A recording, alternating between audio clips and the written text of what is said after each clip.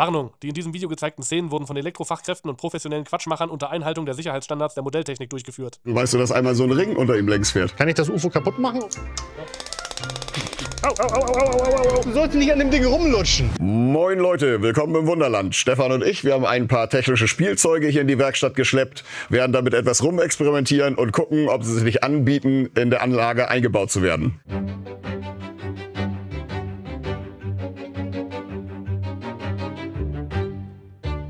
Ja, dann würde ich sagen, zeig doch mal, was du mitgebracht hast. Also, ich habe bei uns unten im Shop ein UFO gefunden, was wirklich fliegen kann. Ein UFO? Ja. Fällt eher runter. Das wird sich ändern, wenn dieser Magnet darunter angebracht wird. Und nun? Kann man es darauf setzen. Und dann... Das sieht ja toll aus. Du bist Magneto, ja? Ja. Sie hören auf dich und nicht auf mich. Darf ich mal? Ja. Das ist ein Magnet, das... Ja, da. Guck mal, kann fliegen. Das habe ich schon mal gesehen, aber das ist saugeil. So, die Überlegung wäre, da wird ja wahrscheinlich ein Magnet drin sein, ob man den nicht rausnehmen kann und dann zum Beispiel in ein Flugzeug, ein Fahrzeug oder egal, irgendwas in der Anlage, was wir dann zum Fliegen bringen können. Das ist aus arbeitsschutztechnischer Sicht gar nicht mal so schlimm, weil unser Personal wäre eingewiesen. Aber generell dürfen wir in der Veranstaltung nichts frei fliegen lassen, ohne Schutznetze oder sowas. Das sieht jetzt ein bisschen albern aus mit so einem kleinen Ding, aber wenn Sie da anfangen, anderen Magneten einzubauen und das Ganze wird ein bisschen größer, schneller oder sonst irgendwas, hätte ich da so meine Bedenken, ob das wirklich kontrollierbar ist. Du hast ja gesehen, wie das ist, wenn Sie es aufsetzen, wie schwierig das ist. Ich meine, das wäre cool. Wir haben ja oben das UFO, was rüberfliegt, über die Anlage. Stell dir vor, das fliegt über eine Kuh rüber und die Kuh hovert so ein bisschen hoch. Richtig gut. Oder ein Area 51. Oder ein ganzes Auto. Dann lass das Ding doch mal aufbrechen und mal gucken, was da drin ist. Was ist denn hier drin? Hast du das schon mal aufgemacht? Schauen wir uns die Antigravitationstechnik hinter dem UFO einmal genauer an. Wir haben eine komplexe Steuerung und einen interessanten technischen Aufbau. Hier außen ein großer Ringmagnet. Dieser erzeugt ein Magnetfeld, was wie eine Kuppel hier ist und den Kugelmagneten innerhalb des UFOs nach oben schiebt. Da wäre das nächste ein Magnetfeld in der Anlage. Das haben wir auch hinter Skandinavien, haben wir große Magnetfelder. Da müsste man sich erstmal unterhalten, inwieweit das nicht irgendwelche Funktionen außer Kraft setzt oder Einflüsse auf den menschlichen Organismus hat. Er würde jetzt aber immer in irgendeine Richtung abgleiten, da es ihm nicht möglich ist, fest oben auf der Kuppel stehen zu bleiben. Hierfür haben wir 4 Elektromagneten, die angesteuert werden durch eine Regelung. Diese befindet sich hier hinten drauf. In der Mitte haben wir ein paar Hallsensoren, die genau feststellen, wo der Magnet das UFO gerade ist und steuern dann gegen, damit das UFO eben nicht von der Kuppel kippt. Des Weiteren haben wir eine Induktionsspule hier außen angebracht, die wiederum magnetische Wellen in eine Induktionsspule innerhalb des UFOs sendet und dadurch eine Leuchtdiode im UFO zum Leuchten bringt. Da wäre das nächste starkes Induktionsfeld. Muss man erst mal schauen, inwieweit das überhaupt rechtens ist. Keine Ahnung, wo sie das her haben. Wahrscheinlich irgendwo aus China, Amazon oder ähnliches. Also, Die verkaufen wir sowohl im Shop. ja. Also wenn du eine Induktion hast, dann löscht du damit deine EC-Karte, sonstiges. Also das ist schon ein bisschen schwierig. Da müsste man sich das mal genauer angucken. Das haben wir uns bei der Formel 1 haben wir uns das auch angeguckt, ne? Weil wir da auch sehr starke Felder haben. Das ist immer so ein bisschen heikel. Wunderschön. Ich meine, geile Spielerei, aber wo bauen wir es ein? Wollen wir nicht erstmal gucken, ob wir einen Camper zum Fliegen bringen können? Klar. Dann gucken wir mal, was da an Technik drunter ist. Der muss ja auf jeden Fall eine richtig schnelle Regelung haben. Die muss ja so schnell sein. Und vor allem muss er mit so viel Kraft reinhauen, um das Ding, das muss ja, der zittert ja nicht mal. Warte mal, ich will mal. Der hat richtig Kraft. Ja. Da können wir noch viel, viel mehr Gewicht draufsetzen. Ja. Innen drin eben der Kugelmagnet. Okay. Guck mal, den habe ich hier gefunden. Das ist die gleiche Größe. Ich glaube, ja. Warte mal. Kriegen wir den hier rausgepopelt irgendwie? Kann ich das UFO kaputt machen oder? Ja. Ich habe das Gefühl, dass er zu hoch ist. Wenn er ein bisschen tiefer hängen würde, würde er höchstwahrscheinlich Zufall. Ich meine, das sieht schon geil aus, wenn ich so als Gast vorbeikommen würde und sehe, warum fliegt das Ding da rum. Ja. Können wir da eine Figur draufkleben? Du kannst alle. Mal sehen, ob ich so feinfühlig bin. Also das Ding unten in der Area 51 drinne, dass sie so einen Schwebversuch machen, da könnte ich es mir wirklich geil. Alter, guck dir das an. Das ist doch geil. Und wenn wir das unten in Area 51 drin hätten. Wir können auch eine Mechanik machen, die tatsächlich Oh.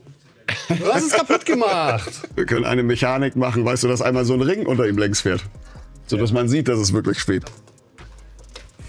Was hast du uns denn mitgebracht, Stefan? Nach den Magnetspielereien habe ich nämlich auch noch was Lustiges gefunden. Hast du so ein Ding schon mal gesehen? Ja, da kann man so Zettel von Bestellungen drauf aufspießen im Restaurant. Die, ja, genau, das ist so ein Zettelaufspießer. Nee, das Ding kann ein bisschen mehr. Das hört sich schon mal nicht gut an. Oh. Das ist eine Tesla-Spule und das ist Hochfrequenz. Das heißt, das dringt nur auf der Oberfläche deiner Haut ein und geht gar nicht in die Tiefe. Deswegen kriegst du kein Gewicht und kannst es anfassen. Zu lange solltest du es nicht machen, sonst kriegst du halt irgendwann so kleine schwarze Punkte. Aber das ist auch nicht schlimm. Da kriegt man so kleine schwarze Punkte und das ist gar nicht so schlimm. Also ich bin mir da nicht ganz so sicher. Da ist ja jede Menge Energie drin, sodass man sehen kann, dass das dann auf der Haut auch aufbrennt. Ne? Wenn da irgendwas schief geht mit der Steuerung, dann brennt wahrscheinlich nicht nur die Haut. Geh da mal mit der Zunge ran. Nein, ich bin mir nicht sicher. Du hast gesagt, es tut nicht weh. Die beiden, die sind wirklich gefährlich in Kombination. Wenn Stefan die Zunge nicht mehr dran macht, dann ist er sich relativ sicher, dass das wehtun könnte, auf jeden Fall. Also wenn man das irgendwo im Publikum in Berührungsnähe hat oder auch fürs Personal, was nicht geschult ist, dann wird das sportlich. Komm, Xing Shang Chong, wer mit der Zunge daran geht. Okay. Xing Shang Chong. Du willst doch nicht wirklich mit der Zunge rangehen, oder? Schutzbrille? Das ist jetzt nicht dein Ernst, oder?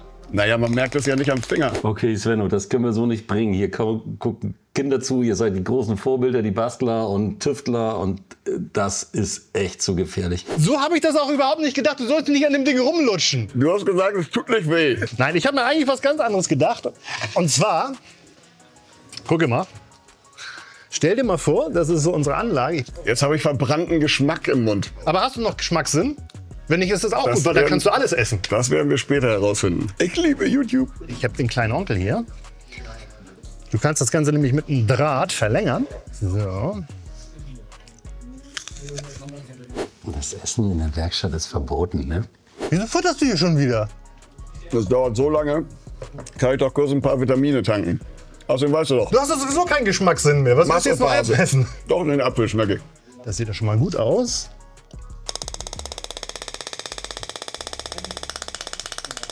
Das ist doch geil.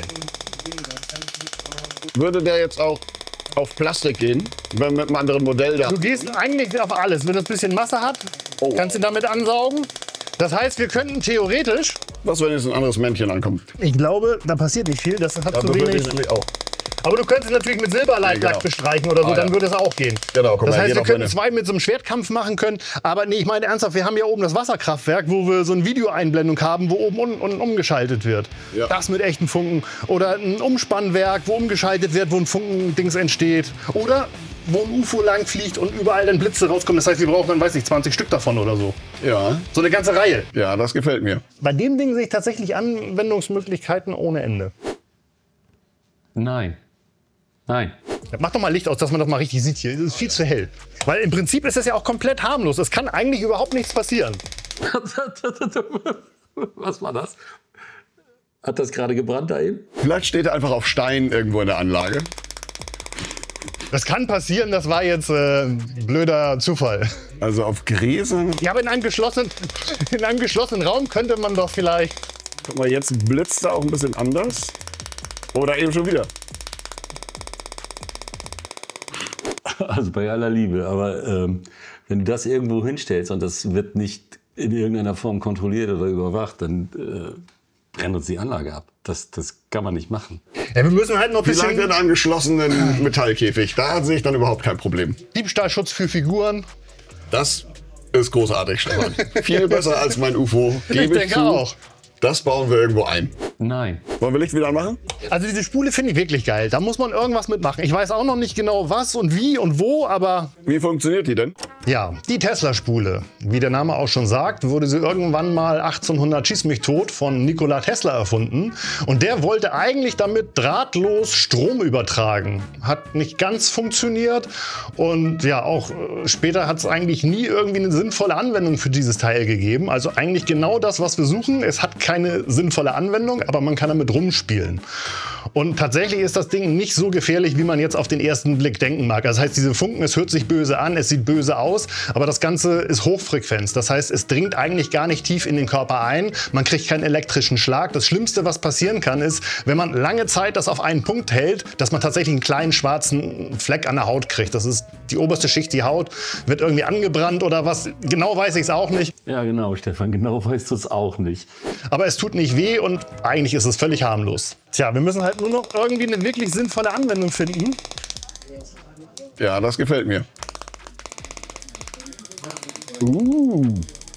Au, das brennt dann aber. Ja, der Verstärker. Hier, die Blitze sind ja auch viel doller. Das ist der sogenannte Apfelverstärker. Au, und es gibt schwarze Punkte. Ob das durch Papier geht? Nimm mal runter. Was passiert denn so? Ja, das ist ja logisch, dass der Apfel das verstärkt durch seine Flüssigkeit und das Papier natürlich, dadurch, dass es trocken ist, erstmal nicht anfängt, das durchzulassen. Das wird aber passieren, denke ich mal. Hä? Es geht nicht durch. Au, au, au, au, au, au, au. Stefan, da sind Löcher drin. Ja, aber nur ganz kleine. Ja. Guck mal, da entstehen überall Löcher. So, Schluss mit Unfug.